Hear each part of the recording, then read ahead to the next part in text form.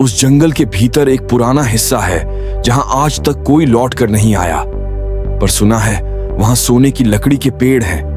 पर वो जगह अपने अंदर एक रहस्य भी रखती है। बलिया की आंखें चमक उठीं। अगर वो सोने की लकड़ी मिल जाए तो हम अमीर हो जाएंगे। हरीश ने शांत स्वर में कहा। काका ने यह भी कहा कि वहां खतरा है, हमें लालच में नहीं पड़ना चाहिए। दोनों ने तय किया कि वो अगली सुबह जंगल की ओर निकलेंगे, उस रहस्यमयी हिस्से की ओर जहां कोई नहीं गया।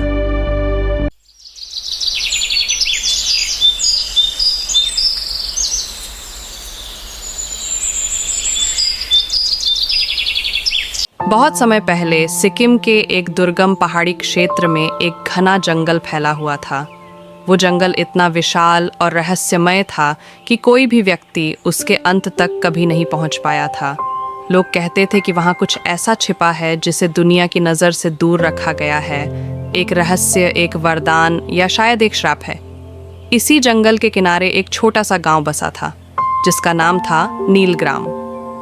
इस गांव में रहते थे दो दोस्त, बचपन के साथी हरीश और बलिया। दोनों लकड़हारे थे, बचपन से ही साथ खेले बड़े हुए और फिर जीवन यापन के लिए जंगल से लकड़ी काटकर बाजार में बेचना शुरू किया। लेकिन एक चीज़ जो उन्हें अलग करती थी वो थी उनकी सोच। हरीश शांत, ईमानदार, मेहनती और संतोषी। बलिया चालाक, महत्वाकांक्षी, थोड़े लालची और जल्द अमीर बनने की चाह में परेशान।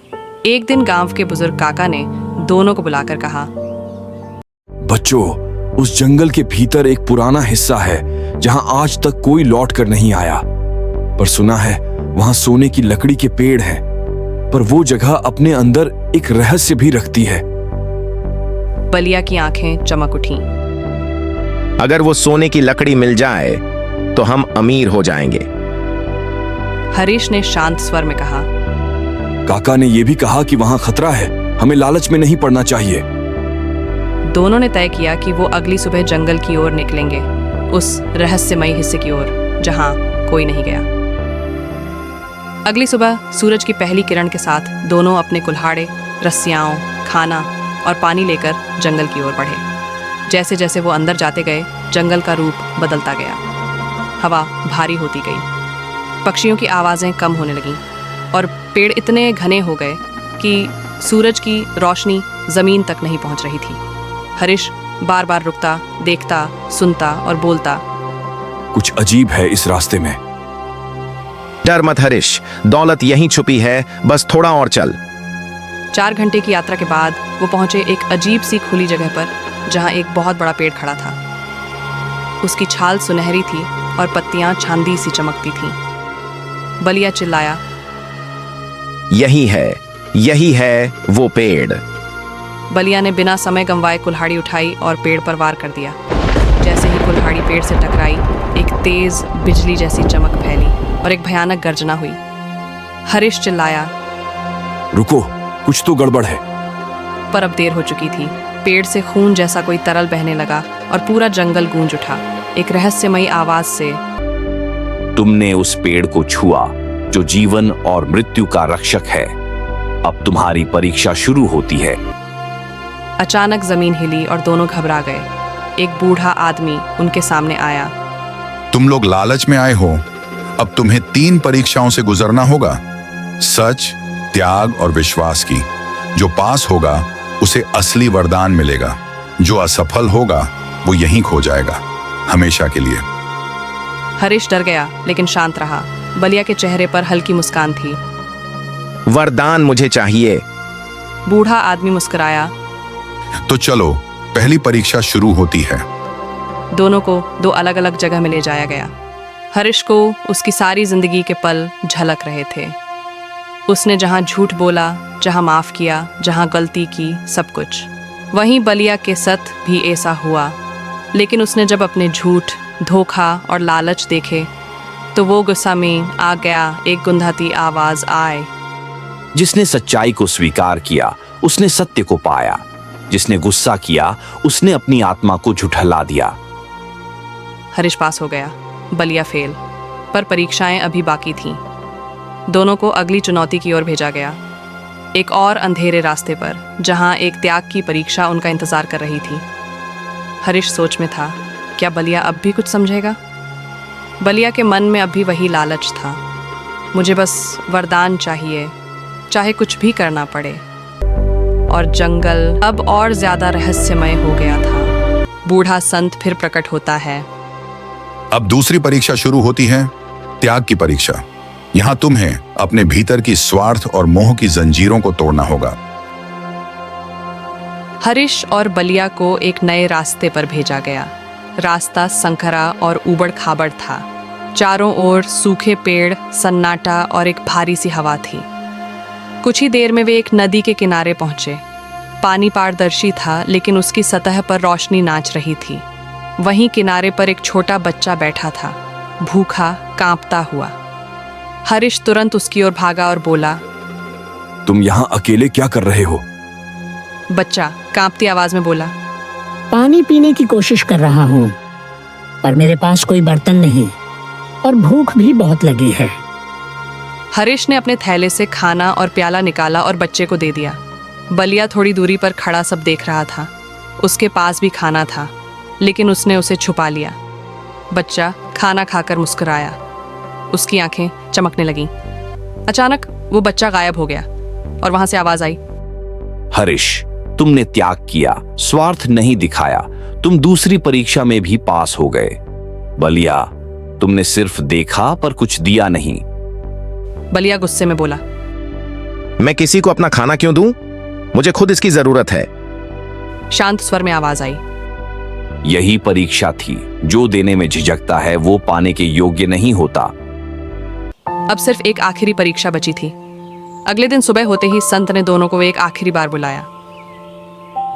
अब अंतिम परीक्षा है, विश्वास की परीक्षा। तुम्हें 2 अलग अलग रास्तों पर भेजा जाएगा। हर रास्ता एक अलग निर्णय, एक अलग अंत लेकर आता है। हरीश और बलिया ने एक दूसरे को देखा। बलिया अब तक 2 बार असफल हो चुका था, पर अभी भी उसके चेहरे पर पछतावे की कोई रेखा नहीं थी। दोनों ने अपने अपने रास्ते चुने। हरीश जिस रास्ते पर गया वहां घना कोहरा था। रास्ते में एक आवाज आई, हरीश, अगर तुम पीछे मुड़कर देखोगे तो सब खो दोगे, पर अगर तुम भरोसा रखोगे तो आगे उजाला है। हरीश बिना मुड़े आगे बढ़ता गया। रास्ता डरावना था, कांटों से भरा, लेकिन उसने विश्वास नहीं खोया। अंत में वह एक प्रकाशमय द्वार पर पहुंचा। बलिया जिस रास्ते पर गया वहां रंग बिरंगे फूल, सोने के सिक्के और स्वादिष्ट खाने की खुशबू थी। उसने चलते चलते एक जगह देखा, एक बड़ा सा सोने से भरा खजाना। बस यही चाहिए था मुझे। उसने झट से उस खजाने को उठाया। तभी जमीन हिलने लगी और वो खजाना रेत में बदल गया। वहां से आवाज आई, तू बार बार परीक्षा में विफल हुआ क्योंकि तुझमें न विश्वास है, न त्याग, न सत्य। दोनों फिर से संत के पास पहुंचे। संत ने कहा, हरीश, तुमने तीनों परीक्षाएं पास की। तुम अब इस रहस्यमय जंगल के सच्चे वरदान के अधिकारी हो। बलिया, तुमने हर बार केवल अपने लिए चुना। तुम्हारा परिणाम अब तय है। हरीश के सामने एक नीली रोशनी की गेंद प्रकट हुई। वो उसके हृदय में समा गई। उसी क्षण उसके सामने भविष्य का दृश्य आया। वो एक बड़ा, समृद्ध और दयालु व्यक्ति बना, जिसने गांव को बदल डाला।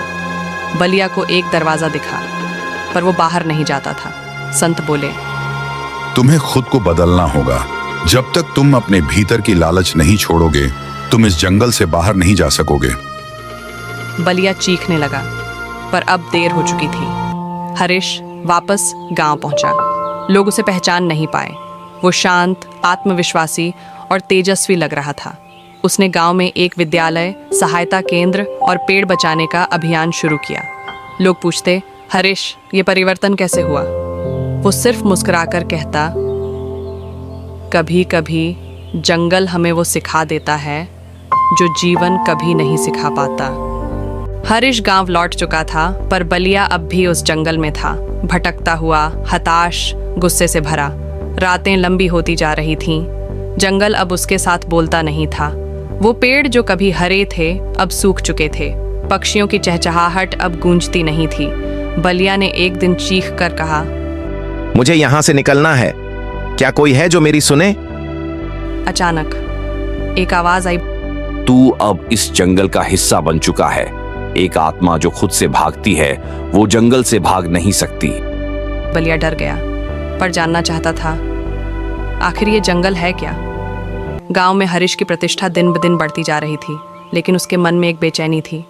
हरीश की आंख खुली, उसने अपने पुराने कपड़े पहने, कुल्हाड़ी उठाई और बिना किसी को बताए फिर से जंगल की ओर निकल पड़ा।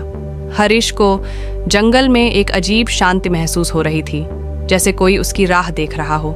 कई घंटे चलने के बाद उसे एक गुफा दिखी, जहां पहले कभी कुछ नहीं था। गुफा के द्वार पर लिखा था, जो सत्य, त्याग और विश्वास से गुजरा है वही इस द्वार से गुजर सकता है। हरीश ने जैसे ही कदम बढ़ाया, द्वार खुल गया।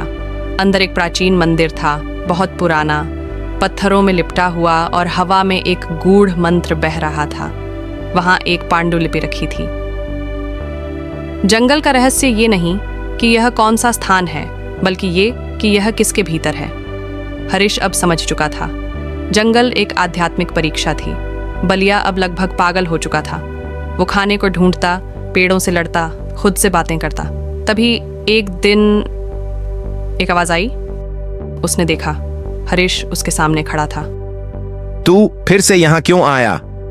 हरीश ने मुस्कुराते हुए कहा, बलिया, मैं तुझे वापस लेने आया हूं। मैं बदल नहीं सकता। मैंने तीनों परीक्षाएं तोड़ दी, मुझे कोई माफ नहीं करेगा। हरीश बोला, कभी कभी कोई और तुम्हारे लिए माफी मांगता है और वही तुम्हें दोबारा इंसान बना देता है। संत फिर प्रकट हुए। बलिया ने पश्चाताप किया है, लेकिन मुक्ति के लिए एक अंतिम बलिदान आवश्यक है। हरीश बोला, मैं बलिदान दूंगा। बलिया चौंक गया। नहीं, तू क्यों? हरीश ने कहा, क्योंकि तू मेरा मित्र है, और जो मित्र को अंधेरे से बाहर लाए वही सच्चा मनुष्य है। बलिया गांव लौटा। पहले किसी ने उसे पहचानने से इनकार कर दिया, पर जब उसने गांव के बच्चों को मुफ्त शिक्षा देना शुरू किया, गरीबों के लिए लकड़ियां लानी शुरू की, तो लोग फिर से उसका नाम लेने लगे। हरीश के नाम पर उसने गांव में एक हरीश ज्ञानालय बनवाया, जहां हर बच्चा नैतिक शिक्षा और जंगल की कहानी सुनता था। लोग पूछते, बलिया, तू जंगल से कैसे बच निकला? वो बस कहता, मैं नहीं बचा, हरीश ने मुझे बचा लिया, और वो अब भी जंगल में है, हर किसी के अंदर। जंगल कोई बाहर की जगह नहीं, वो हमारे अंदर है। हरीश हर उस आत्मा में है जो किसी और की मुक्ति के लिए खुद को मिटा दे, और बलिया हर उस इंसान में जो गलतियां करता है पर उन्हें स्वीकार कर बदल जाता है।